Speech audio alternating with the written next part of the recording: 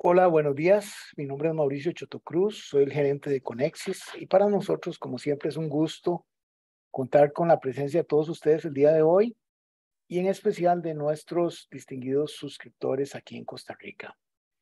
Hoy la charla estará sobre la Ley General de Contratación Pública. Estará a cargo de nuestra experta, la máster Ana Marcela Palma.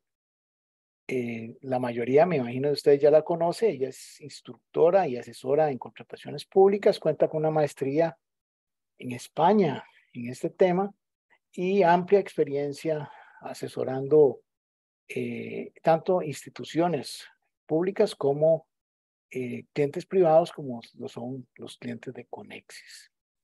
La dinámica de la charla está enfocada hacia repasar qué cambia en los procedimientos para participar en los procedimientos de contratación pública a partir del 1 de diciembre de este año.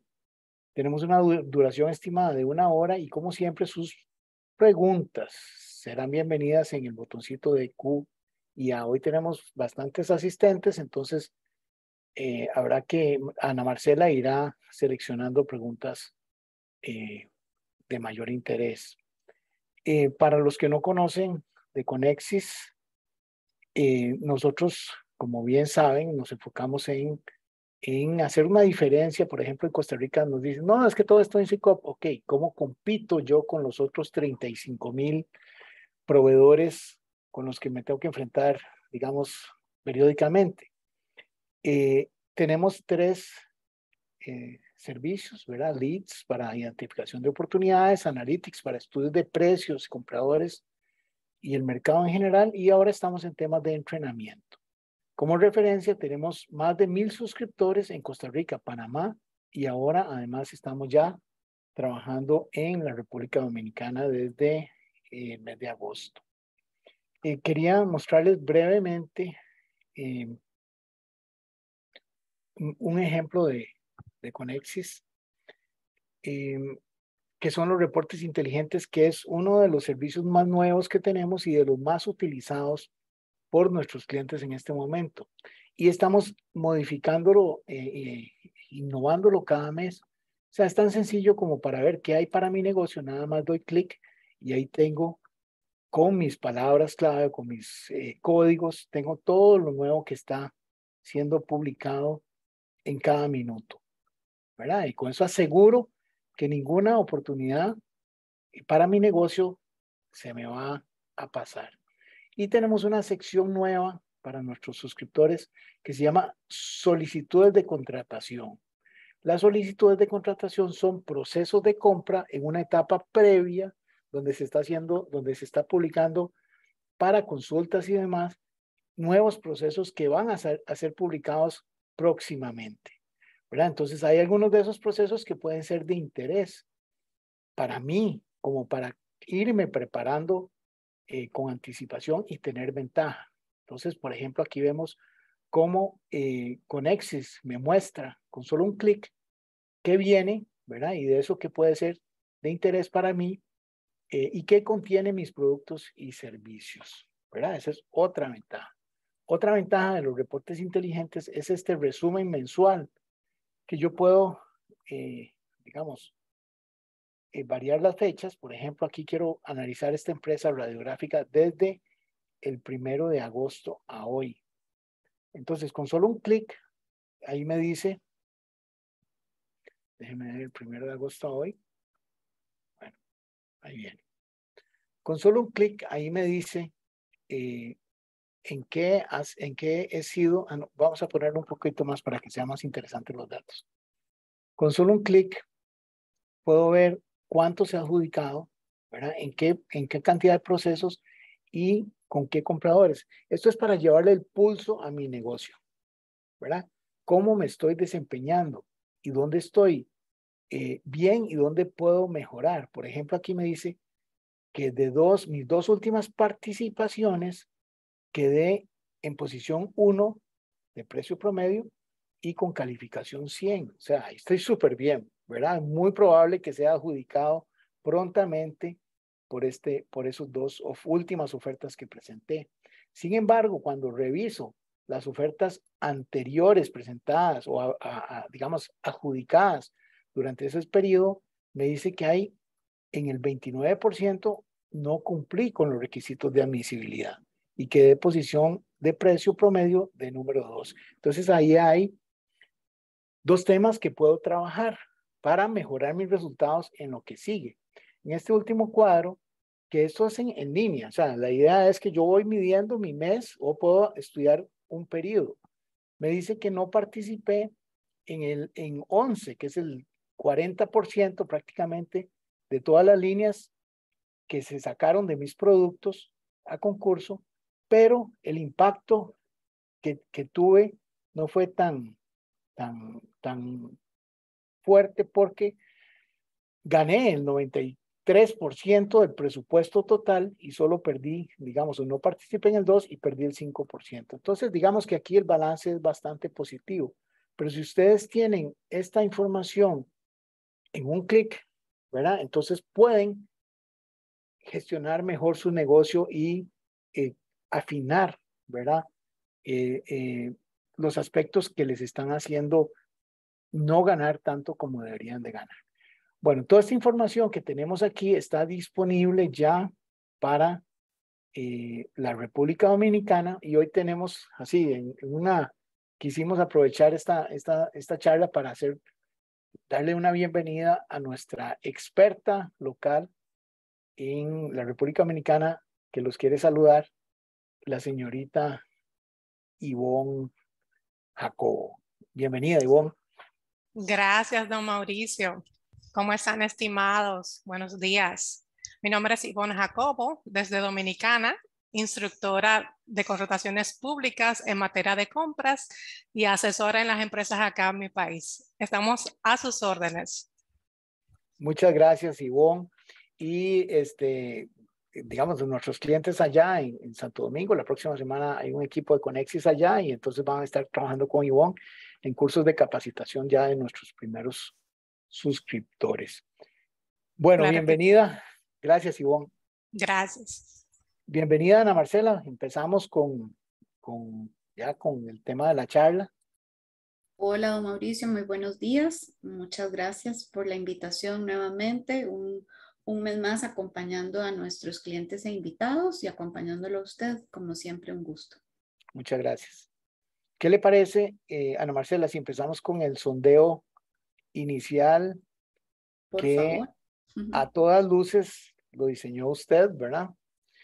Es una sola pregunta con 5 opciones, 2, 4, 6 opciones para que las lean con cuidado. Dice, ¿en cuáles de estos temas cree usted que se dan más cambios con la nueva ley de contratación pública? Entonces tenemos A, régimen jurídico; B, régimen de prohibiciones; C, régimen recursivo; D, sanciones; E, tipos de procedimientos; y F, todas las anteriores.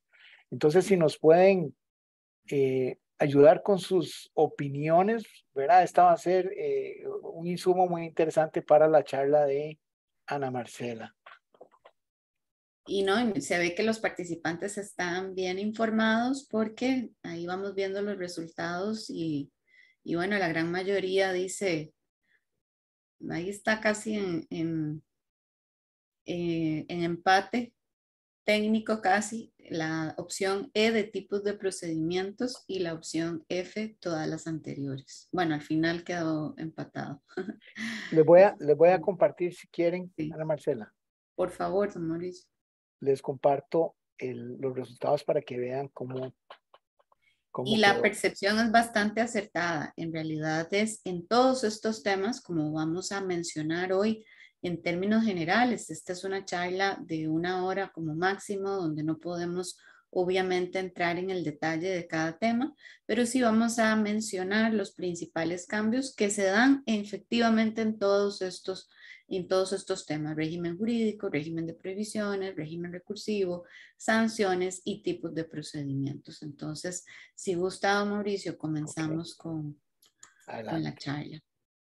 Bueno, vamos a ponerla Presentación en pantalla. Me confirman que ya se ve correctamente. Ya está correctamente.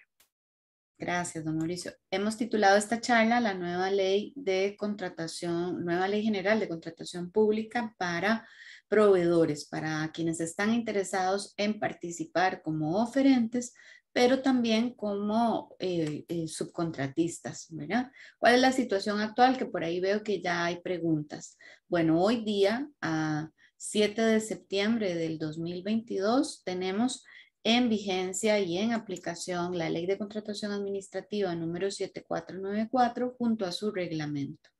Está vigente, se sigue aplicando y se aplicará hasta la entrada en vigor de la nueva ley, pero muy importante, sus reglas le van a aplicar a todos los procedimientos que nacen a la vida jurídica con ella.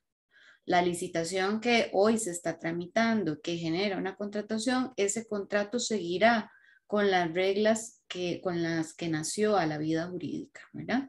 Es decir, que existirá un periodo en el que vamos a tener, por así decirlo, contratos que van a estar regulados por una ley, van a continuar su vida hasta que termine esa contratación con las reglas de esta ley, y las contrataciones que empiecen a darse, los procedimientos que empiecen a darse a partir del 1 de diciembre de este año, pues ya nacen a la vida jurídica con las reglas de la nueva Ley General de la Contratación Pública 9986, que es una ley aprobada por la Asamblea Legislativa y publicada en el alcance 109 de la Gaceta 103 del 31 de mayo del año pasado. Sin embargo, el legislador dio un periodo de transición de 18 meses, por lo que la entrada en vigor está prevista para el 1 de diciembre próximo.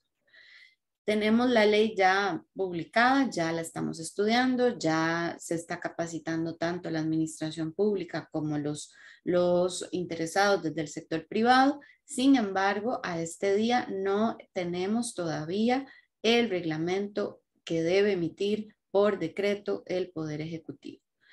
Tenemos conocimiento por fuentes bastante confiables de que está muy próximo a ser publicado, inclusive se habla de que puede ser que la próxima semana ya se publique este reglamento, porque claro, falta muy poco tiempo y hay muchos cambios que habrá que, la ley es bastante amplia en su redacción, sin embargo muchos temas también los deja planteados para ser resueltos vía reglamento. El proyecto del reglamento se publicó el 7 de mayo pasado en el alcance número 70, la Gaceta número 67 como proyecto. Ese proyecto se publicó y se abrió un plazo de 10 días hábiles conforme a la Ley General de la Administración Pública para que cualquier interesado hiciera llegar sus observaciones a la Dirección de Bienes y Contratación Administrativa del Ministerio de Hacienda. De hecho, en su momento habilitaron un formato especial para recibir esas observaciones que entendemos están siendo procesadas, estudiadas y que se recogerán o no de acuerdo a lo que el Poder Ejecutivo valore como procedente, y lo sabremos cuando ya se promulgue el reglamento. Además, la autoridad de contratación pública que nace con la nueva Ley General de Contratación, Pública, debe redactar un Plan Nacional de Compras Públicas que marcará la pauta a nivel de política pública y cuya vigencia inicial será de 4 años. Entonces, eso por, digamos, la aclaración inicial que había que hacer. Algunos cambios importantes, como les digo, en realidad son bastantes las novedades y los detalles que uno puede ir encontrando dependiendo de los temas, dependiendo de las etapas de los procedimientos. Hoy vamos a tratar de hacer una síntesis bastante completa de lo que ustedes pueden esperar con respecto al nuevo régimen de contratación pública. Lo primero es que vamos a ver un régimen jurídico basado en un solo criterio, la aplicación de la ley para todas las instituciones que utilicen fondos públicos para la compra de bienes, servicios y obras. Eso como punto de arranque, que ahora vamos a detallar un poco más. Esto lo voy a leer de forma general y vamos a entrar en algunos temas ahora a lo largo de la charla. Vamos a encontrarnos también con una reestructuración y cambios en los tipos de procedimiento de contratación. Efectivamente, quienes participaron en el sondeo y así lo marcaron no están equivocados. Lo único que ahí vamos a ver que hay una reestructuración de procedimientos, pero el trámite en general tiene más o menos la misma estructura, es decir, las mismas fases de decisión, de planificación previa, decisión y redacción, por ejemplo, del pliego de condiciones, de invitación a participar en el procedimiento, de apertura y estudio de ofertas, recomendación, acto final, la etapa recursiva, y luego la etapa de formalización, perfeccionamiento, formalización, para llegar a la ejecución del contrato. Y en general ahí veremos en algunos casos cambios más significativos, pero en términos generales lo que se hace no varía tanto. La ley en realidad plantea cambios más estructurales, más en su visión global, que en algunos temas de trámite no vemos tanto cambio en algunos casos, ¿verdad? Vamos a ver también que hay una reducción significativa de los supuestos de contratación directa. Es una de las preocupaciones que el legislador quiso resolver, porque lo que el diagnóstico, si se quiere, de la contratación administrativa costarricense hasta este punto, generó una visión que nos dice que los procedimientos de licitación donde por naturaleza hay oposición y todas las garantías previstas en la Constitución Política dejó de ser la regla, pese a que así lo dice la Constitución Política, para convertirse en la excepción, siendo más bien el uso del procedimiento de contratación directa de escasa cuantía la regla de compra en nuestro país, con lo cual no se cumple, digamos, el propósito que el constituyente tenía previsto. Una contratación directa de escasa cuantía es un procedimiento que tiene menos garantías y que no hace muy eficiente el proceso de compra a nivel global, porque lo que hace es que la administración va comprando cantidades pequeñas, cuando lo lógico sería que aprovechara economías de escala y pudiera ser más eficiente a la hora de comprar a través de procedimientos grandes. Por eso es que vamos a ver una reducción significativa de los supuestos de contratación directa, empezando por la eliminación de la contratación directa de escasa cuantía. Luego veremos también que hay un fortalecimiento del sistema digital unificado, que para todos los propósitos, por ahora al menos, seguirá siendo el SICOP para consolidar la tramitación de los procedimientos de contratación por medios electrónicos. Ahora vamos a entrar en ese detalle. Se da un claro impulso al uso de la contratación pública de forma estratégica y también para promover la innovación. La contratación pública sigue siendo una actividad instrumental de apoyo a la gestión esencial que cumplen y los fines públicos que cumplen cada una de las administraciones. Sin embargo, también adquiere un carácter estratégico. El país va a utilizar a la contratación pública los procedimientos de compra para alcanzar objetivos estratégicos, apoyar sectores vulnerables, el desarrollo de sectores vulnerables, promover el alcance de objetivos, por ejemplo, en el ámbito ambiental y de esta naturaleza, como también la innovación.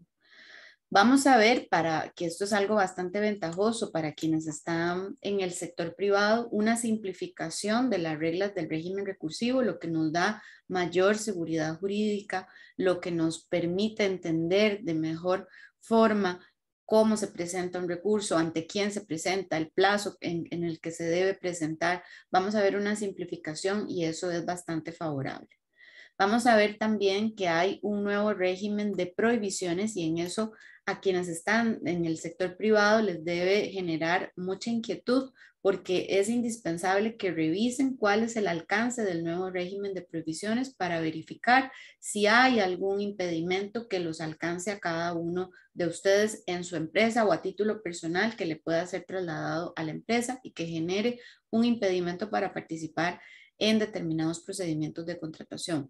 ¿Por qué es muy importante si esto ya existe? Bueno, ahora porque si bien es cierto, ustedes al día de hoy están acostumbrados a marcar con un check en el sistema SICOP las declaraciones juradas y dentro de ellas ahí está la declaración del régimen de prohibiciones, ahora también ustedes tendrán que hacer esa declaración, más adelante vamos a hablar un poquito más de eso, pero tendrán que identificar si están en uno de los únicos dos supuestos donde se permite la desafectación del régimen de prohibiciones, lo que significa que a pesar de estar cubierto por una prohibición, vamos a poder participar porque hay unas determinadas condiciones fácticas que permiten aplicar la desafectación y esa declaración la va a hacer el propio oferente o el propio subcontratista.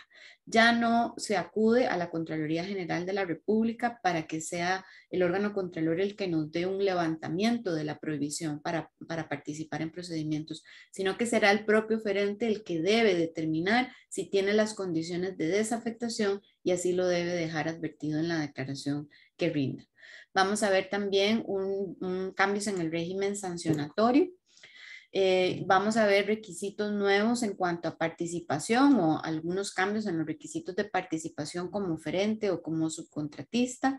También se presentan cambios en algunas condiciones según la etapa del procedimiento en el que estemos. Por ejemplo, solo por mencionar alguno, en la etapa de estudio de ofertas habrá una única oportunidad para subsanar defectos de nuestra oferta, sea que la administración nos otorgue esa etapa o que nosotros la hagamos valer si la administración no nos pide la subsanación. Lo cierto es que ya habrá un único momento procesal para subsanar bajo pena de caducidad. Quiere decir que si no subsanamos o nos esperamos a que nos subsanen y eso no llega a pasar, perdemos la posibilidad de subsanar, y lo que significa que nuestra oferta podría quedar descalificada si no cumple con algún requisito esencial, porque estábamos esperando a que nos pidieran la subsanación. Y muy importante también, se llenan vacíos que hoy día tiene la ley de contratación administrativa a nivel de procedimiento. Por ejemplo, no hay un procedimiento claro para la aplicación de multas y cláusulas penales en ejecución contractual. Por lo tanto, ha habido todo un debate a nivel de las salas de la Corte Suprema de si había que hacer un procedimiento sumario, si había que aplicarlas automáticamente. Bueno, esa discusión queda superada porque la nueva ley estructura un procedimiento para la aplicación de multas y cláusulas penales, lo mismo que para la resolución de los contratos por incumplimientos atribuibles al contratista, como también para la aplicación de sanciones a los particulares que hoy día tienen que tramitarse a través del procedimiento ordinario de la Ley General de la Administración Pública, lo que genera bastantes inconvenientes porque es un procedimiento pensado para otras cosas. Bueno, empecemos a hablar del tema de un único régimen jurídico. Esto es un avance importante y en la práctica lo que significa, voy a adelantarme un poquito a la siguiente filmina, es que hoy en día tenemos el régimen de la ley de contratación como régimen principal, digamos, de la ley 7494 con su reglamento, pero sabemos, los que tienen más experiencia en la materia, que hay instituciones que tienen su propio régimen jurídico de contratación. Entonces, claro, a la hora de participar, y eso es una cosa que sufrimos día a día, cuando participamos en el procedimiento de contratación, tenemos que identificar en qué régimen se basa. Si está basado en la ley de contratación, si en cambio es una contratación promovida, por ejemplo, por el ICE, y entonces le aplican las reglas de la ley 8660 de las entidades del sector de telecomunicaciones, o si es el INCOFER, a quien le aplican también esas mismas reglas. Si fuera el INSS, le aplica la ley de contratación, pero con algunas reglas especiales. Luego hay otras instituciones, otras empresas públicas que aplican solo los principios de contratación y no aplican la ley, como Braxa o Correos de Costa Rica. Luego tenemos contrataciones basadas en leyes especiales como la aprobación de empréstitos con financiamiento del BID, del BCIE, por ejemplo, que son organismos que ya nos imponen ciertas reglas de contratación, o las contrataciones que hace la Comisión Nacional de Emergencia basada en la Ley Nacional de Emergencias. Esto nos presenta una pluralidad de reglas que obviamente impactan la seguridad jurídica. Por ejemplo, una contratación directa del ICE no tiene recurso de revocatoria, mientras que si es una contratación directa basada en la ley de contratación administrativa, sí lo tiene. Todo esto dificulta el poder vender con eficiencia a las instituciones y tenemos que dominar no un régimen jurídico, sino diversos, ¿verdad? Eso desaparece porque ahora toda la actividad contractual donde se utilicen total o parcialmente fondos públicos estará bajo la cobertura de la nueva Ley General de Contratación Pública. Ya de hecho la ley no entra ni siquiera a especificar sectores o instituciones, sino que utiliza como criterio determinante el uso de fondos públicos. Sí que hace unas salvedades y aquí tengo que ser clara. Por ejemplo, deja por separado el caso de sujetos privados que manejen fondos públicos. Tenemos, por ejemplo, casos como el de la Asociación Cruz Roja Costarricense, un sujeto privado que recibe fondos públicos vía un timbre que le permite recaudar fondos que son públicos y que si hace contrataciones financiadas con esos fondos, la Asociación Cruz Roja Costarricense pues debe aplicar los principios de la contratación. La nueva ley sí mantiene ese caso, señalando que los sujetos privados que manejen fondos públicos aplicarán la ley cuando la contratación supere el 50% del límite inferior al umbral para la licitación menor. Luego veremos esos conceptos en el régimen ordinario. En caso contrario, solo aplicarían los principios, el régimen de prohibición y el régimen de prohibiciones. Luego habla de los entes públicos no estatales, por ejemplo, los colegios profesionales, a quienes les aplicaría la Ley General de Contratación Pública si tienen un financiamiento público del 50%.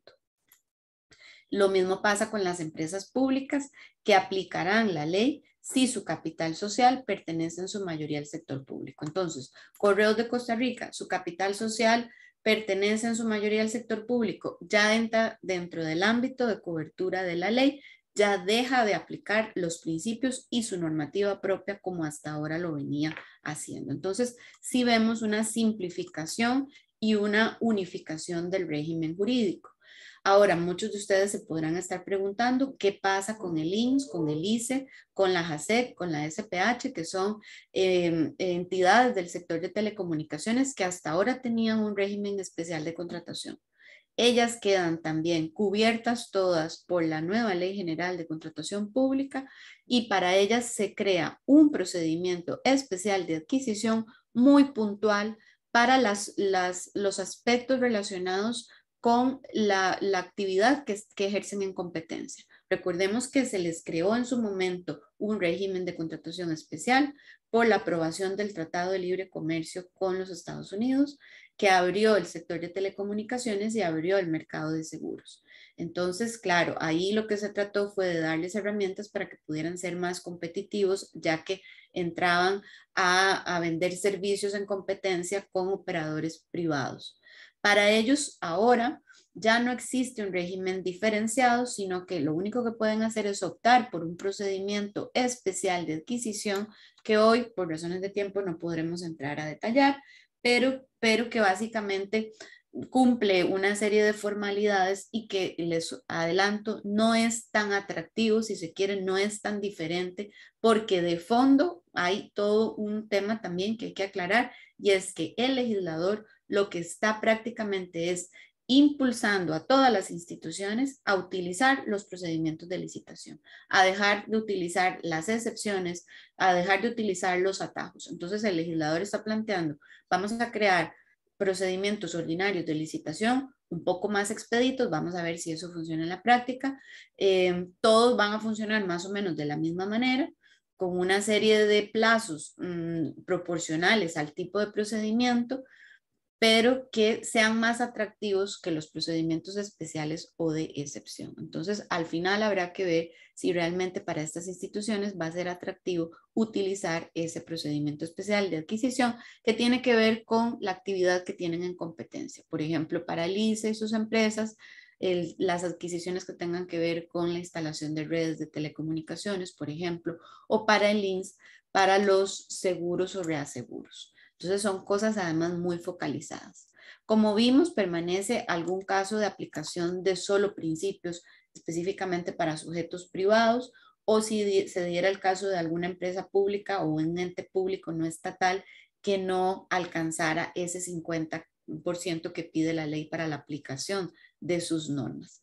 Y en el caso del régimen de emergencia, por ley nacional de emergencia, queda expresamente excluido de la aplicación de la Ley General de la Contratación Pública, según lo que nos dice el artículo 2, inciso G. ¿Qué cambios vamos a encontrar en los nuevos procedimientos? Aquí quiero hacer una comparación. Por ejemplo, si hoy día en la Ley de Contratación Administrativa tenemos esta estructura que ustedes están viendo en pantalla, vamos a ver que ahí la cajita principal, si se quiere, sería la de los procedimientos ordinarios, donde encontramos, según esta ley, a la licitación pública y a la licitación abreviada como procedimientos de compra, que se hacen basándose en la regla constitucional. La Constitución Política Costarricense dice que el Estado debe adquirir sus bienes, servicios, obras a través de un procedimiento de licitación. No lo califica ni de público ni de abreviado, no le pone ningún nombre específico. Dice licitación como procedimiento de mayor oposición, que da las mayores garantías de transparencia, de apertura, de participación, de igualdad de trato, ¿verdad? Esto para comprar. Y a la par tiene la ley de contratación, contempla el remate como procedimiento para vender o arrendar cosas, pero todo dentro de la clasificación de procedimientos ordinarios. A esos procedimientos ordinarios, la ley le permite a la administración aplicarle modalidades. Por ejemplo, la licitación con precalificación, la licitación con financiamiento, la subasta a la baja o uno muy utilizado que se creó vía reglamento, el convenio marco. Que todo esto sale vía procedimientos ordinarios, el que corresponda. Por ejemplo, el convenio marco siempre se tramita por licitación pública. Al lado de esa cajita, que es la principal, si lo dijéramos así, vamos a encontrar materias que están exceptuadas del uso de los procedimientos ordinarios, que encontramos en la ley: la actividad ordinaria, por ejemplo, los contratos entre sujetos de derecho público, esos contratos que hace una institución con otra, que también se llaman contratos interadministrativos, o la contratación directa de escasa cuantía, que es la que la práctica nos demuestra, y solo basta con entrar al SICOP y ustedes mismos lo habrán percibido a lo largo de su experiencia, es el procedimiento con el que más se compra en Costa Rica, que típicamente se hacía con vista en el registro de proveedores, invitando a 3 potenciales oferentes. Cambió mucho cuando se hace obligatorio el uso del SICOP y las invitaciones se hacen a través del SICOP. Cualquiera ve el procedimiento, cualquiera puede participar. Eso amplió las oportunidades de participación, pero la figura típica nació pensada para invitar desde el registro de proveedores a 3 potenciales oferentes, o sea, garantías mínimas de publicidad, garantías mínimas de participación, y obviamente esa no es la forma ideal de comprar, y esa es la conclusión a la que ha llegado, por ejemplo, la Contraloría General de la República, y una de las más importantes motivaciones que dieron lugar a la nueva ley. Esta contratación directa desaparece. Para ir adelantando, otras materias excluidas de la aplicación de la ley: el empleo público, el nombramiento de los funcionarios, los empréstitos, y un caso que utilizan mucho las instituciones: ir a pedir autorización a la Contraloría. Tal vez alguno de ustedes lo ha experimentado, que una institución está en una situación en donde no puede acudir al procedimiento ordinario y le pide autorización a la Contraloría para contratar de manera directa o para hacer un procedimiento más expedito.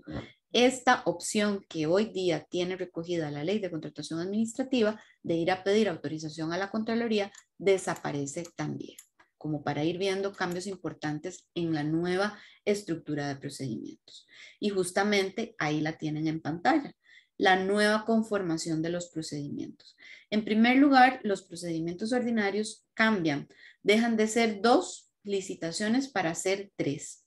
La licitación pública pasa a ser la licitación mayor, la licitación abreviada pasa a ser la licitación menor, y la contratación directa de escasa cuantía, que se elimina, de alguna forma se convirtió en un procedimiento de licitación que ahora conoceremos como licitación reducida. Este es el conjunto de procedimientos ordinarios que responden a la regla constitucional Y el legislador lo que quiere, lo que anda buscando es que la mayoría de que las instituciones compren utilizando sí o sí, prácticamente en la mayoría de los casos, cualquiera de estos procedimientos de licitación. De hecho, si entramos a ver los requisitos y condiciones de desarrollo de cada una de estas licitaciones son los mismos. Una decisión inicial, elaborar un pliego de condiciones, invitar a través del SICOP, recibir ofertas en el SICOP, toda absoluta transparencia, la obligación de incorporar toda la información al expediente, todos los requisitos se repiten. Lo que vamos a ver que varía de una licitación a otra es el volumen permitido de compra, está asociado a unos umbrales que ahora veremos, y los plazos, básicamente. Pero las formalidades son en todos los casos son las mismas.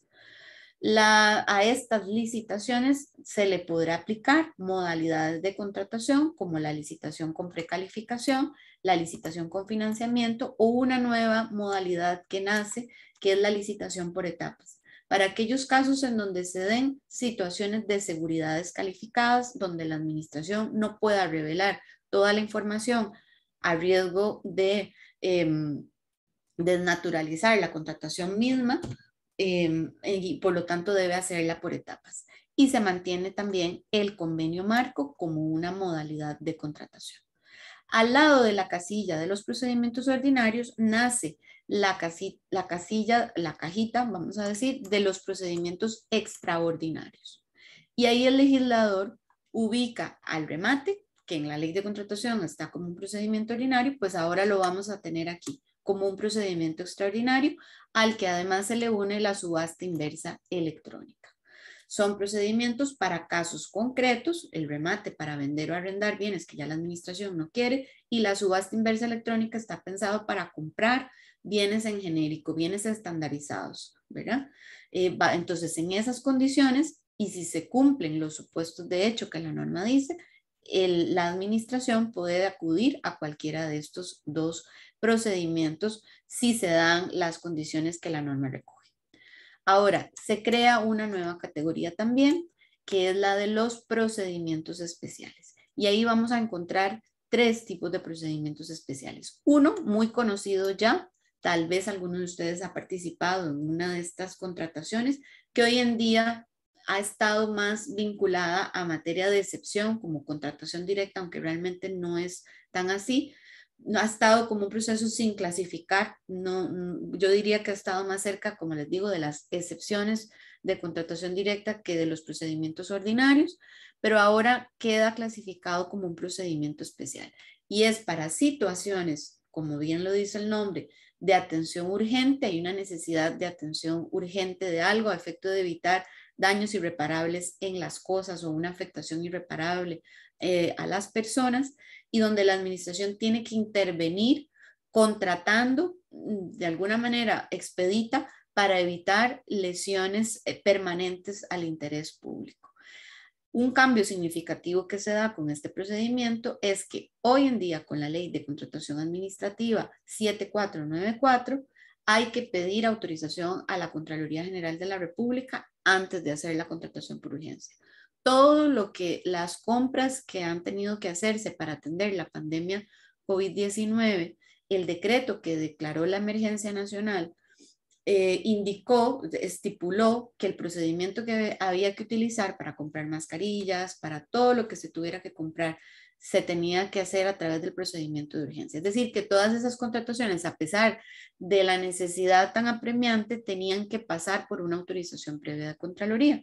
Esa autorización previa de Contraloría ahora se elimina y es la administración la que asume toda la responsabilidad y la que decide justificar y hacer valer los supuestos de hecho que recoge la norma para acudir a este procedimiento especial. Luego tenemos que existe un procedimiento especial para la compra o alquiler de bienes inmuebles únicos que tampoco requieren ya autorización de Contraloría, como pasa hoy en día cuando se trata de comprar un bien en específico.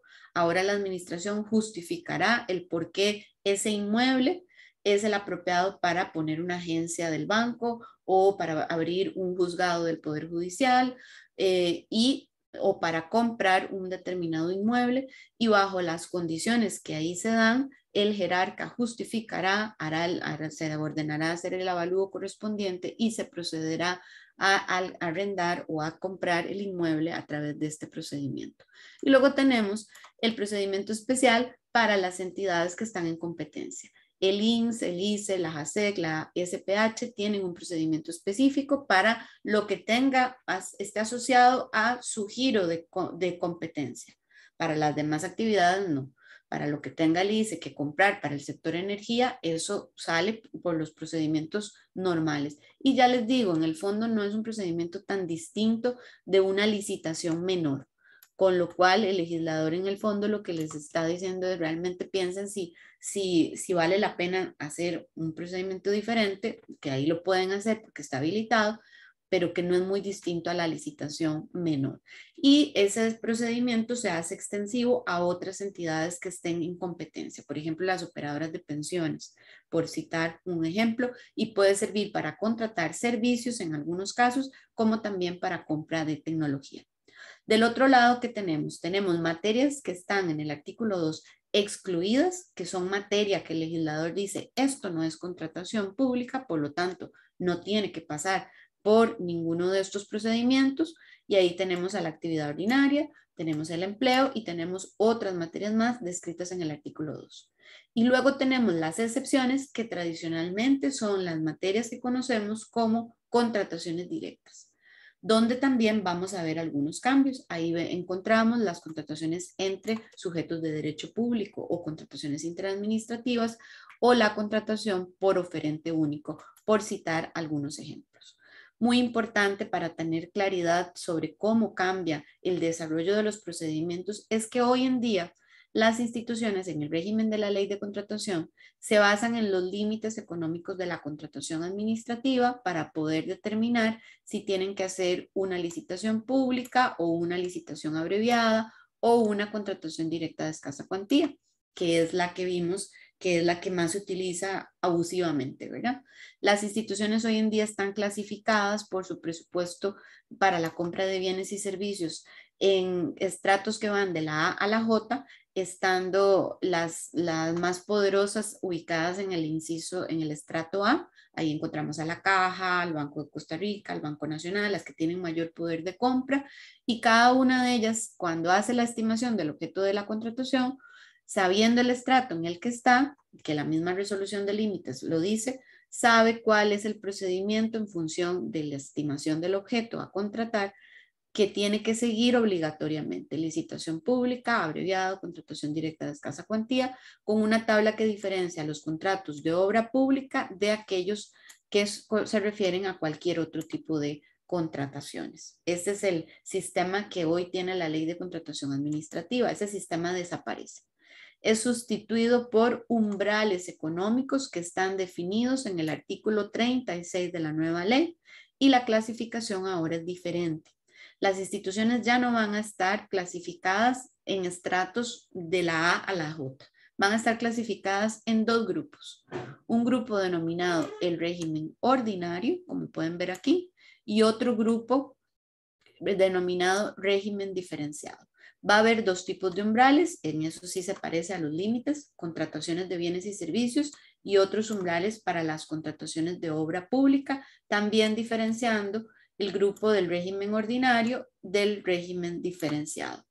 Y este artículo 36 nos dice a partir de qué montos es obligatorio hacer una licitación mayor, una licitación menor o una licitación reducida, en función del régimen o grupo en el que esté ubicada la institución que promueve la contratación. Dejamos de utilizar límites para pasar a utilizar umbrales que se van a actualizar por parte de la Contraloría General de la República cada mes de diciembre, ya no cada mes de febrero como se hace hoy en día con los límites económicos de la contratación administrativa. Además, los umbrales se basan en un presupuesto ya ejecutado. Esta fue la delimitación de los umbrales, fue un ejercicio que hizo la Contraloría General de la República con expertos de la OCDE. Estudiaron cuál fue el modelo de compra que se siguió en el año 2018, los datos de ejecución presupuestaria asociada a compras públicas, y a partir de eso determinaron estos montos. ¿Quiénes están en el régimen ordinario? La mayoría de las instituciones. ¿Quién define? Como ya desaparecen los estratos, que Contraloría era quien hacía esos estratos, ahora ya no. La ley dice hay dos grupos, régimen ordinario y régimen diferenciado. ¿Quiénes están en el régimen diferenciado? Empresas públicas no financieras nacionales, empresas públicas no financieras municipales, instituciones públicas financieras bancarias, instituciones públicas financieras no bancarias, todo según quién, la Contraloría, no, según el clasificador institucional del sector público que emite el Ministerio de Hacienda. Entonces, ya no es la Contraloría la que define, es Hacienda. Y este clasificador puede variar. Una institución tiene dudas, tiene que irse directamente al clasificador. Si está la ley, lo que define son estas denominaciones. ¿Cuáles son las entidades que están en el régimen diferenciado? Las que no están mencionadas en el régimen diferenciado automáticamente están en el régimen ordinario, como pasaría con municipalidades, comités cantonales de deportes, las instituciones, bueno, en algunos casos el gobierno central, ¿verdad? Estaría aquí. Y aquí puse algunos ejemplos de lo que el clasificador nos dice. Por ejemplo, la Compañía Nacional de Fuerza y Luz estaría en el régimen diferenciado, o Correos de Costa Rica, o inclusive el Instituto Costarricense de Acueductos y Alcantarillados, porque tiene alguna de estas clasificaciones. Eso quiere decir que si está en el régimen diferenciado, tendrá que ir al artículo 36 y ubicarse, si es una contratación de bienes y servicios, en esta tabla y determinar, según otra vez la estimación del objeto contractual, si debe llevar a cabo una licitación mayor, una licitación menor o una licitación reducida. Voy a tratar de ver consultas hacia el final de la charla porque es mucha la información que tenemos y muy poco el tiempo. Por lo tanto, quiero aprovechar de avanzar. Me van a disculpar, pero vamos a hacer hoy esa dinámica y al final trataremos de ver alguna que otra consulta. Piensen que hoy no podemos agotar todo el tema a fondo. De hecho, en Conexis estamos preparando ya una capacitación específica de cara también a la publicación del reglamento, para prepararlos, pero a través de un curso ya desarrollado puntualmente, porque en una charla sería imposible abarcar todo lo que, digamos, a nivel de detalle, todos los cambios que la ley nos presenta. Aquí, como vemos, y esto ya lo explicamos, en el régimen de la ley de contratación, hablamos de licitación pública abreviada y la contratación directa de escasa cuantía. Ahora en la nueva ley hablamos de licitación mayor, menor y la reducida, que sería como la que viene a sustituir a la contratación directa de escasa cuantía. Muy brevemente hablemos de las materias excluidas y exceptuadas. Las exclusiones que están en el artículo 2, que ahora no vamos a entrar a detallar, aquí ya les mencioné algunos ejemplos. La actividad ordinaria, por ejemplo, Contraloría este año le dijo a la CONARROZ que la importación de arroz al país, eso es actividad ordinaria. No tiene que pasar por los procedimientos de contratación porque CONARROZ nació para eso. Entonces, esa es su actividad ordinaria. En cambio, le dijo a Recope, por ejemplo, que el transporte del combustible de una sede a otra, ¿cómo se dice? Ya se me fue el nombre, de una sede, digamos, de un depósito a otro, por decirlo así. Ese transporte no es actividad ordinaria, ese es un medio para cumplir con la actividad ordinaria de Recope, pero no sería. Esas materias no corresponden a materia de contratación, las excluidas, y por lo tanto no pasan por los procedimientos de contratación. Ahora, en el artículo 3, en cambio, tenemos materia que sí es materia contractual, pero que el legislador consideró que había suficientes motivos para sacarlas, para excluirlas, exceptuarlas del uso de los procedimientos ordinarios de contratación, es decir, de la aplicación de las licitaciones. Por ejemplo, ahí tenemos el oferente único, donde vamos a ver cambios importantes, porque ahora para contratar, para que una administración haga una contratación directa por oferente único, tendrá que hacer una verificación en 3 pasos, llamo yo. Tendrá que revisar en el SICOP si efectivamente hay solo un oferente, tendrá que hacer un estudio de mercado como segundo paso y tendrá además que hacer un llamado, hacer una invitación a través del SICOP por si alguien quiere participar. Por el simple hecho de que llegue más de uno a ese llamado, ya no podrá utilizar la contratación directa por oferente único.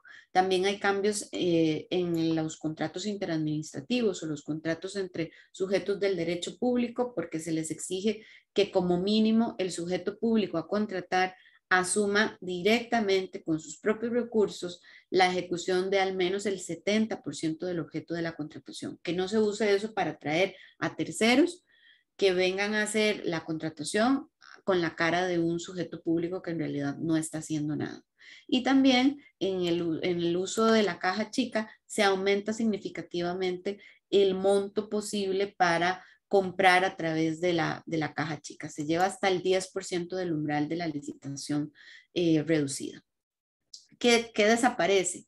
Bueno, desaparece la contratación directa de escasa cuantía, desaparecen las contrataciones directas para comprar suscripciones o material bibliográfico, para atender las contrataciones urgentes de gestiones judiciales, el interés manifiesto de colaborar con la administración, la contratación directa por situaciones imprevisibles, el arrendamiento de vehículos de los funcionarios, la contratación de servicios de arbitraje o de conciliación, las contrataciones de servicios de asesoría para las auditorías internas y las contrataciones autorizadas por la Contraloría. Ya la Contraloría no va, como quien dice, a salvar a las instituciones cuando tienen problemas para hacer procedimientos de licitación, iban y le pedían permiso para hacer un procedimiento expedito.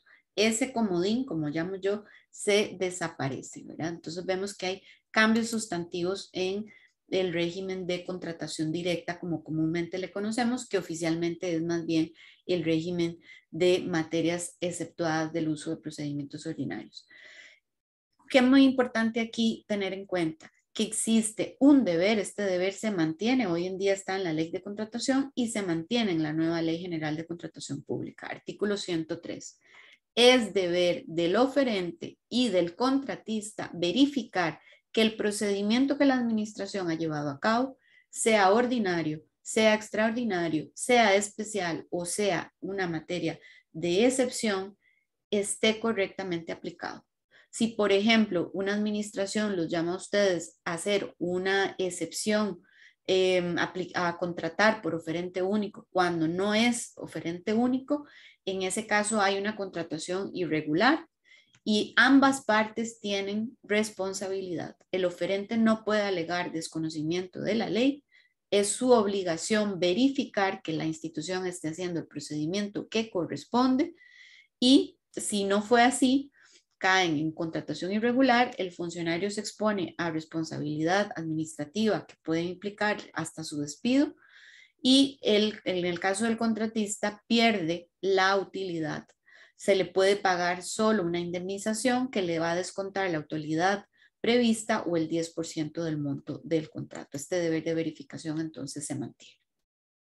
Siguiente tema, y dado que tenemos poco tiempo, con mayor razón tengo que ir un poco más fluido. Sé que hay muchas preguntas, las vamos a tomar en cuenta todas para una siguiente charla. No se preocupen que vamos a tratar siempre de apoyarles.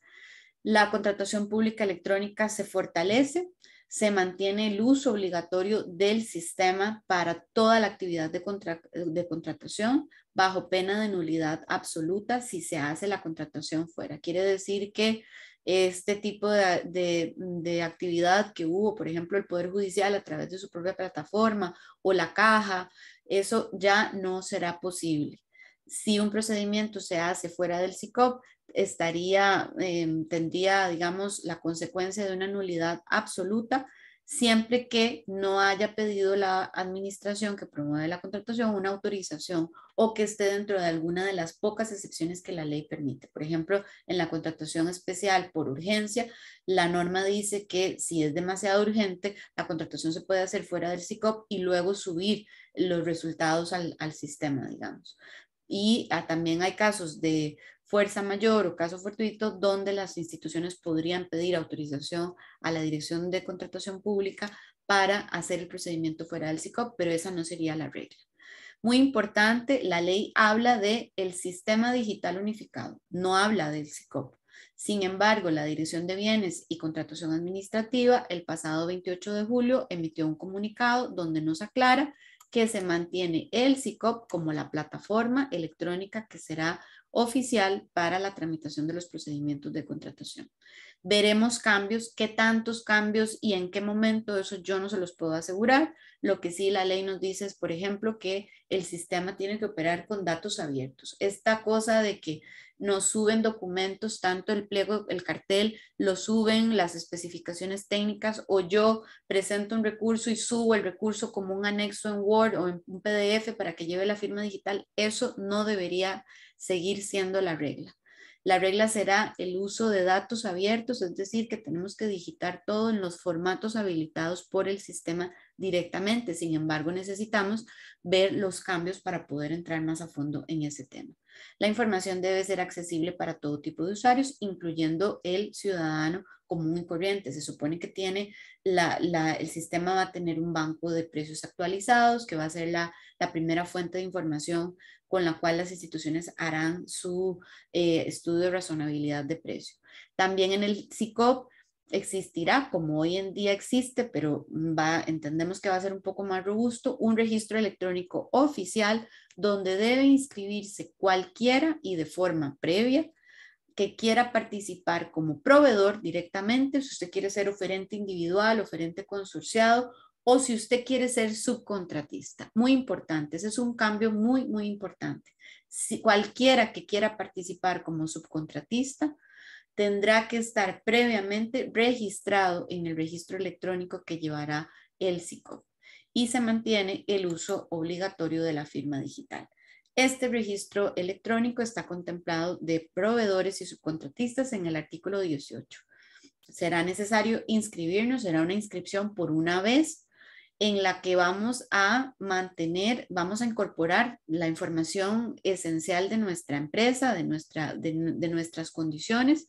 Aquí se tienen que inscribir todas las personas físicas o jurídicas que quieran contratar con la administración o fungir como subcontratistas. Van a tener que rendir una declaración jurada que se rinde por una única vez, con lo cual no será, esto lo veremos en la práctica, no, cada vez que participemos en una licitación no será necesario estar llenando la declaración jurada. Lo que será necesario es que ustedes manifiesten expresamente que la información que declararon en esta oportunidad se mantiene vigente. ¿Qué debe llevar esa declaración jurada? Pues información sobre el régimen de prohibiciones, muy importante, y ya les advierto que hay que revisar a profundidad si de alguna forma ese régimen les alcanza o no, si hay algún escenario de desafectación. Luego van a consignar la experiencia que tienen para prestar el objeto, los antecedentes y sanciones, el historial de cumplimiento, si hay fusiones o transformaciones de la empresa y cualquier otra cosa que determine el reglamento. Y ahí nos tenemos que esperar. Tenemos que esperarnos a ver qué tan detallado nos van a pedir la información, si tenemos que aportar documentos de prueba o no. Yo eso no lo sé. En el tema del régimen de prohibiciones, en esa misma declaración jurada que se rinde por una única vez, vamos a señalar si estamos o no cubiertos por el régimen de prohibiciones, pero tenemos que estar conscientes de que si mentimos, no solo la oferta puede ser descalificada o el contrato puede ser anulado si fuera que se da a la administración cuenta en etapa de ejecución del contrato, sino que también podemos estar cometiendo el delito de perjurio, ¿verdad? Y tenemos que ser nosotros mismos, oferentes o subcontratistas, quienes vayamos a revisar el artículo 28, que es el que establece el régimen de prohibiciones, y verifiquemos si estamos en el inciso J o en el inciso K y si se dan las condiciones para la desafectación. Si se dan las condiciones del artículo 30 para la desafectación, que básicamente es haber tenido más de al menos 18 meses previos al nombramiento del funcionario que genera la prohibición, actividad comercial, en ese caso nosotros mismos en la declaración jurada aplicamos la desafectación. Decimos, yo soy cónyuge de un funcionario sujeto a prohibición según el artículo 28A o 28B, el que sea. Soy pariente por consanguinidad o afinidad hasta el 3er grado, pero me aplican las condiciones del artículo 30, que básicamente es yo he ejercido mi actividad comercial desde al menos 18 meses antes de que a mi esposo lo nombraran de ministro, por ejemplo. Entonces, o mi empresa, porque también alcanza el inciso G a las personas jurídicas en las cuales tiene participación en el capital social o son beneficiarios finales o ejercen algún puesto de dirección o representación, alguno de estos parientes de un funcionario que ya tiene sobre sí una prohibición. Entonces, eso será muy importante revisarlo. Ahora no podemos entrar en el detalle de cómo funciona el régimen de prohibiciones, pero sí alertarlos de que deben revisar eso muy bien, porque si hay una posible desafectación, ustedes mismos son quienes se desafectan, por decirlo así. Lo declaran así en el documento que rinden en el SICOP. No es ahora ir a la Contraloría a pedir un levantamiento de prohibición, esa figura desaparece. Hablemos ahora de don Mauricio, les voy a robar un poquito, unos minutos, porque el tema usted sabe que es bastante amplio y entonces vamos a cubrir lo que teníamos previsto para hoy y me tomaré entonces algunos minutos de más, si me lo permite. En el régimen recursivo, ¿qué cambios vamos a ver? Bueno, en primer término se mantienen los dos recursos que hoy conocemos, que son recursos relacionados. Aquí estamos hablando del régimen recursivo sobre la etapa de selección del contratista, sobre el concurso como tal, ¿verdad? El desarrollo de la licitación. Y se mantiene la objeción al pliego de condiciones, aquí muy importante, eso no lo he comentado, desaparece el concepto de cartel como el reglamento específico de la contratación, como el conjunto de las reglas de esa contratación. Ese concepto desaparece. Se sustituye por el concepto de pliego de condiciones. Ya no veremos en ninguna parte mencionado la palabra cartel haciendo referencia al reglamento específico de la contratación. Y el recurso para tratar de modificar ese pliego de condiciones cuando encontramos que se está lesionando algún principio o alguna norma de la contratación pública será el recurso de objeción. Se mantiene también el recurso de revocatoria y el recurso de apelación como recursos contra el acto final. Vamos a ver que hay una simplificación de la fórmula para definir cuándo procede revocatoria o cuándo procede apelación, que hoy en día lamentablemente a veces ustedes nos hacen la pregunta de aquí en este caso ¿qué procede? Y son tantos elementos a considerar que es un análisis casuístico que tienen que ir a hacer con mucho cuidado. ¿Por qué? Porque depende de una serie de elementos para poder saber hoy día si en una licitación abreviada o pública inclusive procede una apelación o una revocatoria. En las contrataciones directas de escasa cuantía siempre procede la revocatoria, pero en las licitaciones no. Depende del monto impugnado o del monto ofertado en función de una serie de criterios. Eso se simplifica. Siempre que se trate de licitación mayor, los recursos serán ante la Contraloría General de la República y, por ejemplo, en recurso contra el acto final, en una licitación mayor, siempre será la apelación. Y siempre que se trate de licitaciones menores o reducidas, será, por ejemplo, revocatoria ante la administración y la objeción la conocerá también la administración. Ahora sí es el tipo de procedimiento el que define el tipo de recurso y eso es muy importante, ya nos simplifica muchísimo la vida, ¿verdad? Además, todo se presentará a través del SICOP. Recuerden que desde hace cosa de 2 semanas la Contraloría General de la República también ahora resuelve y conoce los recursos de apelación dentro de la plataforma SICOP. Ya no podemos ir a presentarlos directamente en físico a la Contraloría o a través de correo electrónico. Hay que hacerlo dentro del SICOP. Así va a seguir funcionando. Los plazos de interposición también son plazos fijos. En el caso de la objeción, desaparece la regla del primer tercio del plazo de recepción de ofertas para objetar. Ese plazo desaparece y se convierte en un plazo fijo según el tipo de procedimiento. 8 días si es licitación mayor, si no me equivoco ahora, 5 días si es licitación, 3 días si es licitación menor y 2 días si es licitación reducida. Y lo mismo en el caso de los recursos de apelación o revocatoria, hay un plazo fijo. Y muy, muy importante, y este es un tema que amerita también el estudio cuidadoso, ahora uno sí se puede exponer a la aplicación de una multa por presentación de recursos temerarios, tanto en objeción, que sería el 0,5% del umbral de la licitación mayor o del umbral superior de la licitación menor. No quedó contemplada la multa de recursos temerarios en objeciones a licitaciones reducidas. Eso por lo visto fue un fallo del legislador y como es un tema sancionatorio no se puede suplir vía reglamento. Y en la revocatoria y apelación, la multa sube al 1% del umbral de la licitación mayor y del umbral superior de la licitación menor y la licitación reducida. Básicamente cuando, por ejemplo, hayan precluido argumentos o cuando presentemos el recurso con mala fe, abusando del procedimiento o cuando haya faltas en la fundamentación. Ahí hay que tener cuidado. Y bueno, ahora haremos un repaso de obligaciones generales que como oferentes y contratistas tendremos. Muchas de ellas ya son bastante similares o bastante conocidas en cuanto a lo que pasa hoy en día. Lógicamente, al presentar la oferta estamos sometidos plenamente al ordenamiento jurídico costarricense o, ojo aquí, el deber de verificar el procedimiento utilizado, ¿verdad? Que sea correcto, nuevamente el deber de verificación. La obligación de presentar la oferta completa, recordando que habrá una única oportunidad de subsanación bajo pena de caducidad, muy importante.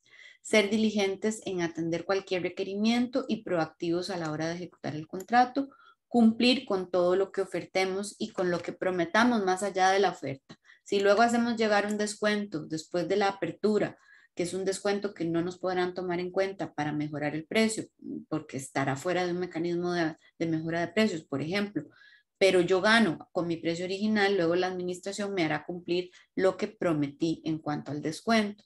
Tendré una amplia obligación de aportar información por principio de transparencia. Si la administración me pide los contratos con mis subcontratistas o cualquier información sobre cómo yo estructuré el negocio para darle el servicio, para cumplir con el contrato, tengo la obligación de entregar la información que la administración me pide. Tengo la obligación, ya sabemos, de cumplir con la caja, con el FODESAF, con el pago de impuestos nacionales. Tengo la obligación como oferente de verificar que mis subcontratistas también estén al día con el pago y con ese tipo de obligaciones. Y muy importante, estamos obligados a abstenernos de cualquier práctica anticompetitiva, acuerdos colusorios, ponernos de acuerdo para no participar, ponernos de acuerdo para subir el precio, ponernos de acuerdo para bajar el precio. Todas las prácticas que afecten a la competencia serían sancionadas también por el derecho de la competencia. Al presentar la oferta, bueno, insisto mucho en esto, tenemos que verificar que el procedimiento utilizado sea el correcto, debemos responder a todas las necesidades plasmadas en el pliego. Se presume que la oferta se somete al ordenamiento jurídico, eso ya es así. Bueno, aportar la literatura técnica y la demás documentación de soporte que formará parte integral de la oferta. Si hay contradicciones en nuestra oferta, por principio de eficiencia prevalecerá la manifestación que mejor se ajuste al pliego. Con la presentación se entiende aceptado el plazo de vigencia. Curiosamente ahora ya no habla la ley ni el proyecto de reglamento de una posible subsanación del plazo de vigencia si se alcanza un determinado porcentaje. Eso no está previsto.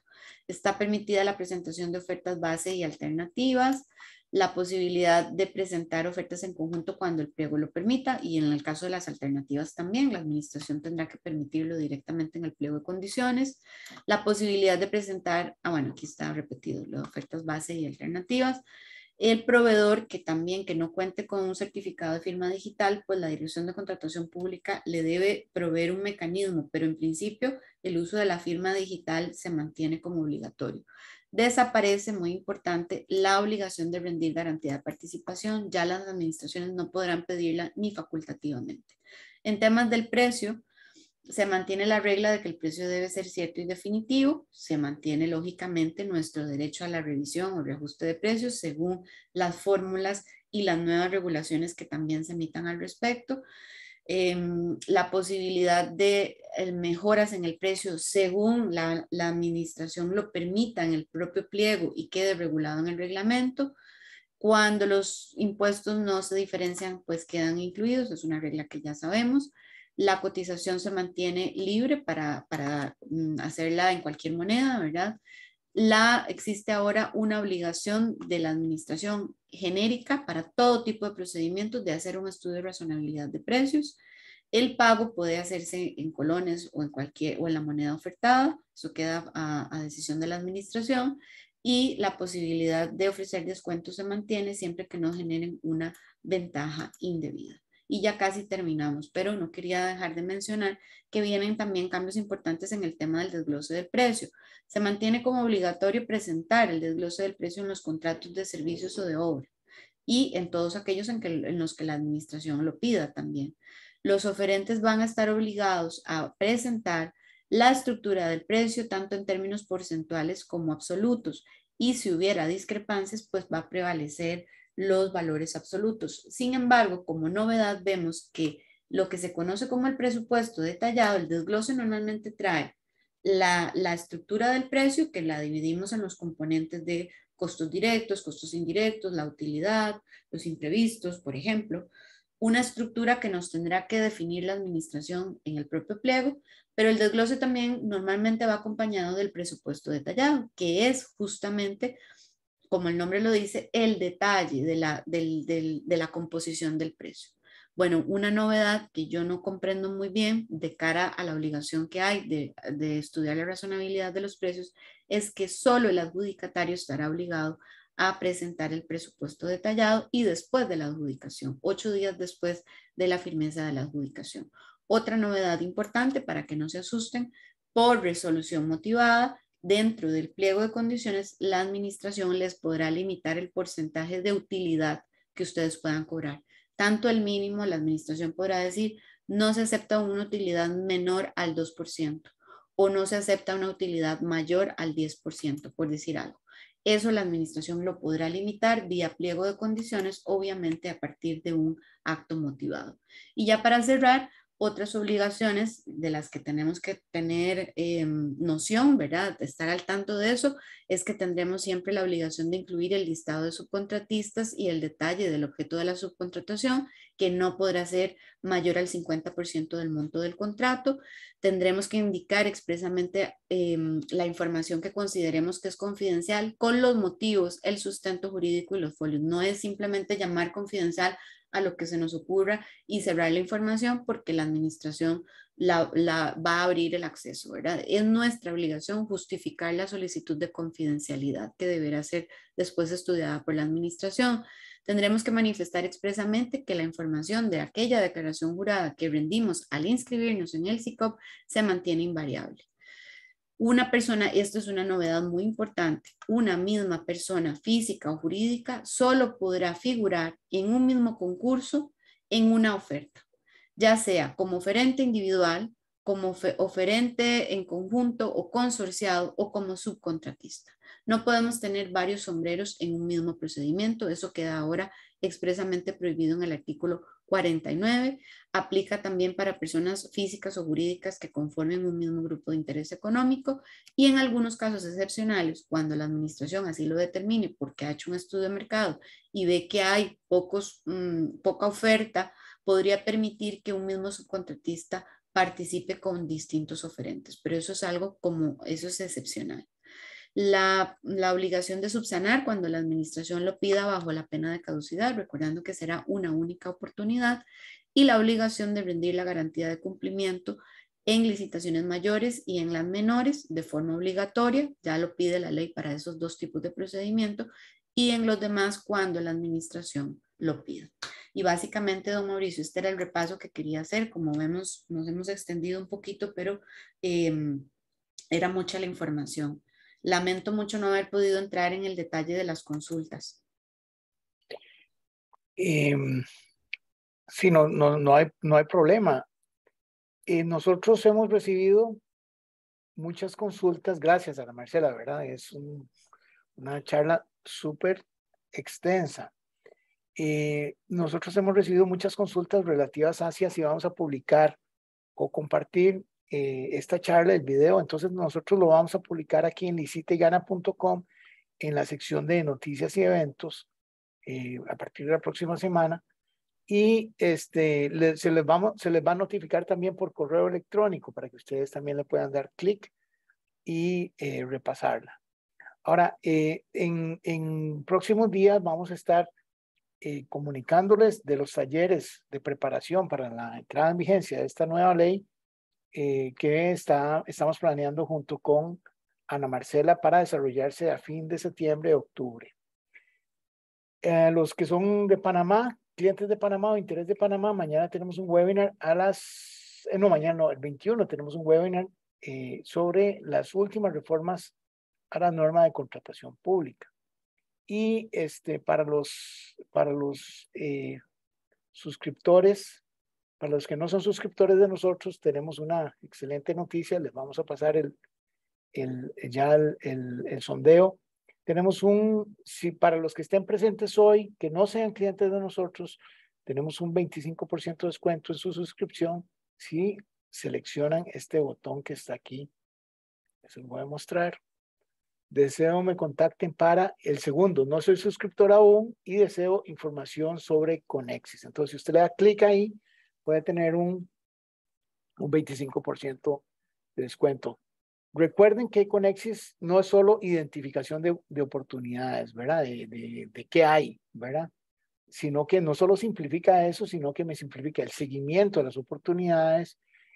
Tengo apoyo legal para mis procesos de compra, para dudas que tenga referenciales o para desarrollo de casos. Eso es con Ana Marcela, ¿verdad? De primer nivel. Y tengo el sistema de reportes inteligentes que me permite a mí dar seguimiento a mi gestión de licitaciones, seguimiento diario a mi gestión de licitaciones. ¿En qué voy bien? ¿En qué no voy bien? ¿Verdad? ¿Cómo puedo mejorar? ¿Por qué pasó esto? ¿Verdad? Y también tengo el Analytics para estudiar el mercado, ¿verdad? Que es fundamental.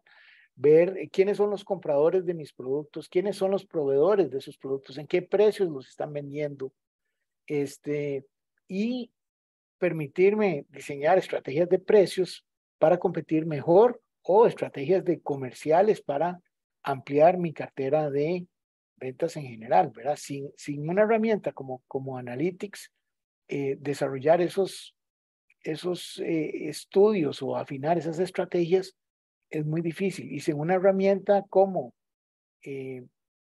los reportes inteligentes, como el reporte mensual, por ejemplo, de los reportes inteligentes, entender en qué estoy fallando o por qué no estoy ganando lo que yo quisiera, también es muy difícil. O sea, no tengo esa visibilidad ni esa claridad.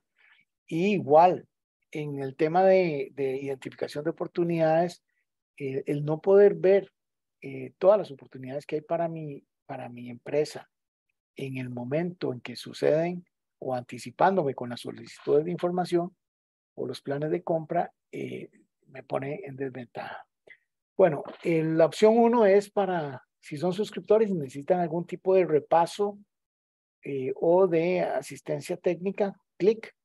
Y la opción 3 también, las personas que quieren estudiar el mercado de la República Dominicana o ya están operando en República Dominicana y quieren acceso a todos nuestros sistemas para la República Dominicana, le dan clic ahí y a todos los vamos a estar contactando. Entonces, de mi parte, les agradezco mucho, le agradezco mucho a Ana Marcela por su excelente presentación. Con todo gusto, Mauricio. Muy buenos días. ¿Verdad? Muchas gracias, Ana Marcela. Y le agradecemos también a Ivonne, ¿verdad? Quien nos estará atendiendo allá en la República Dominicana. Y aquí estamos a las órdenes, ¿verdad? Lo que ustedes necesiten para ganar más, ¿verdad? Para simplificar y potenciar su gestión de licitaciones, que es lo que el foco, ¿verdad? De nuestros servicios. Muchas gracias. Les voy a dejar el sondeo aquí final en pantalla. Y los que no son suscriptores, aprovechen, ¿verdad? Para pedir más información y para beneficiarse con este descuento solo por el mes de la patria, solo en Costa Rica. Y saludos. Se cuidan y un gusto. Nos vemos pronto de nuevo. Saludos.